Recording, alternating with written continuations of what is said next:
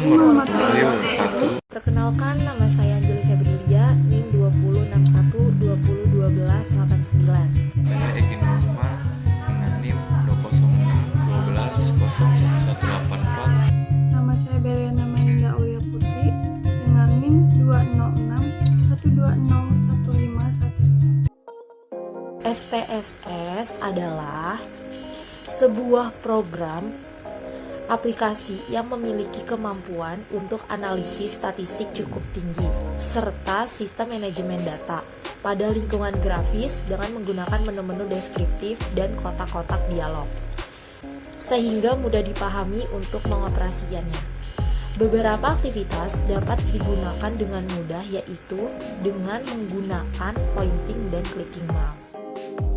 SPSS merupakan salah satu program aplikasi yang paling banyak digunakan untuk analisis statistik dalam ilmu sosial. Hal ini digunakan oleh peneliti pasar, perusahaan survei, penelitian kesehatan, pemerintah, peneliti pendidikan, organisasi pemasaran, dan lain-lain. Menu yang terdapat pada space yang pertama, file, yang kedua, edit, ketiga, view, keempat, data, kelima, transform, keenam, analis, ketujuh, graphy, kedelapan, utilities, kesembilan, enhance, dan kesepuluh, help. Semua menu di atas mempunyai kegunaannya masing-masing. Digunakan oleh berbagai university, institute, atau perusahaan yang melakukan analis data. Berikut beberapa penggunaan space, yaitu pertama, untuk melakukan riset pemasaran. Yang kedua, untuk analis data survei atau questionnaire. Yang ketiga, untuk penelitian akademik mahasiswa. Yang keempat, untuk keperluan pemerintah seperti lembaga BPS. Yang kelima, untuk data mining. Dan yang keenam, membantu untuk pengambilan keputusan sesuatu perusahaan. Yang ketujuh, penelitian kesehatan masyarakat. Dan kedelapan, mendokumentasikan data. Kesembilan, representasi data statistik. Kesepuluh, memprediksi suatu kejadian time series. Ada 6 fitur dasar yang terdapat pada space, yaitu statistik deskripsi.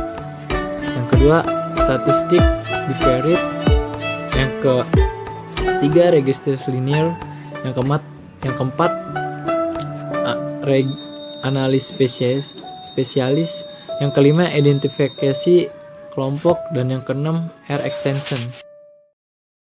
Saya akan sharing sama kalian semua tentang bagaimana cara kita mengolah data dengan menggunakan SPSS. Hari ini saya akan sharing tentang bagaimana mengolah data, mengetahui nilai mean, modus, median, kuartil, desil, persentil, standar deviasi, dan variasi dari satu nilai data. Di sini dapat terlihat saya mempunyai data yang mau saya olah. Data tersebut ada ujian statistik pada dua kelas reguler dan kelas non-reguler. Hasil ujian statistik kedua kelompok data ini adalah sebagai berikut. Dan kita diminta untuk menghitung mean, median, modus, kuartil 1 dan kuartil 2. Masing-masing kelas standar, deviasi, dan variasi masing-masing yang kelas yang perlu kita ketahui sebelum kita masuk SPSS adalah nilai kuartil 1 itu sama dengan persentil 25, kuartil 2 itu sama dengan persentil 50, kuartil 3 itu sama dengan persentil 75, kuartil 4 itu sama dengan persentil 100. Sedangkan kalau diminta untuk desil 1 itu sama dengan persentil 10, desil 2 sama dengan persentil 20, desil 3 sama dengan persentil 30. Sekarang data-data ini yang di Excel ini akan kita copy di SPSS. Kita buka dulu SPSS-nya. Tadi saya menginput data di SPSS-nya. Sekarang kita coba mengulangnya kembali. Pertama adalah ketika kita membuka SPSS itu nanti ada tampilannya dua. Ada tampilan input, data editor, dan output. Di hadapan rekan-rekan semua, sekarang adalah tampilan data editor atau data input. Yang kita harus lakukan adalah kita klik variable view. Setelah itu kita masukkan tadi ada dua skor, kita berilah nama masing-masing kelas reguler dan non-reguler ini dengan skor 1 dan skor 2. Kita masukkan, kita kenapa pakai underscore, karena di SPSS itu tidak bisa kita kasih spasi, jadi kita hanya bisa pakai underscore dan singkatan seperti ini.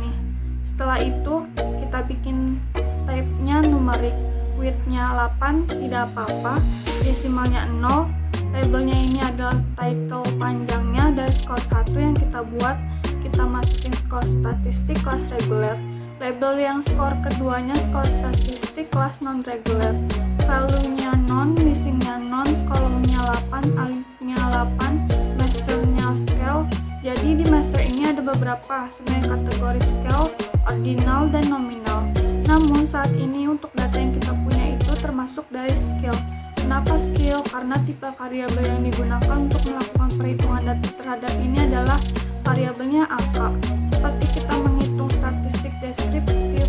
Jadi yang termasuk dari variabel scale ini misalnya variabel data yang kita punya adalah variabel tinggi badan mahasiswa seperti itu, atau variabel nilai suatu ujian, variabel nilai tukar mata uang, variabel harga beras, variabel banyak pengunjung suatu objek wisata, variabel berat badan mahasiswa yang kita masukkan dalam measure-nya adalah scale.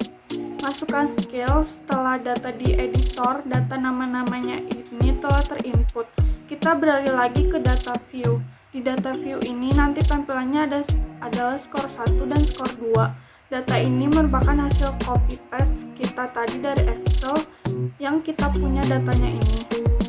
Setelah itu, kita akan masuk ke proses pengolahan SPSS. Kita klik analyze, kita klik descriptive statistik, terus kita klik frekuensi datanya. Yang pertama itu datanya ini sebelumnya akan keluar seperti ini terlebih dahulu.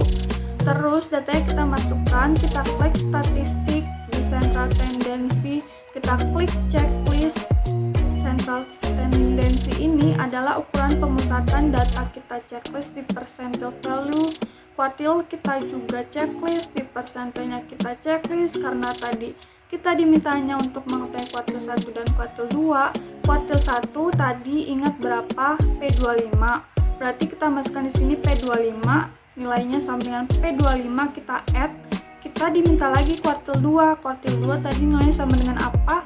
P50 sama dengan persentil 50. Berarti kita masukkan 50 di sini, kita add. Setelah itu di bagian di separation atau penyebaran datanya, kita klik standar deviasi atau variasi, kita klik continue. Oke, kita lihat chart. Di chart kan kita tidak diminta untuk menampilkan grafik, jadi kita klik non, continue, kita klik OK. Oke, ini adalah hasil output. Di sini dapat terlihat data yang kita gunakan adalah data yang saya lingkari ini. Ini adalah dapat terlihat ya se-12 data, baik dari skor statistik kelas reguler maupun kelas non-reguler. Semuanya valid 12 datanya, tidak ada yang missing. Nilai mean-nya ada 8,58 untuk skor kelas reguler. Kelas non-regulernya adalah 7 dan mediannya 8,5 untuk kelas reguler, dan kelas non-regulernya 6,5. Modenya atau modusnya juga 8 untuk kelas reguler, dan non-regulernya ada 6. Ada deviasinya juga seperti ini. Hasil ininya adalah persentil 25. Ini berarti nilai kuartil 1 ada nilainya 8, kuartil 2 nya 50, kuartil 3 nya 90 seperti ini. Setelah kita begini, kita klik copy, terus habis itu kita paste di Word seperti itu. Kalau misalnya ada pertanyaan data mana, nilai mana yang paling bagus di antara dua kelas ini, kita bisa bandingkannya dengan parameter mean. Nilai mean yang paling tinggi itu ada di kelas reguler. Berarti data nilai yang paling baik adalah di skor statistik kelas reguler lebih tinggi dibandingkan kelas non-reguler seperti itu. Sharing dari saya, semoga bermanfaat.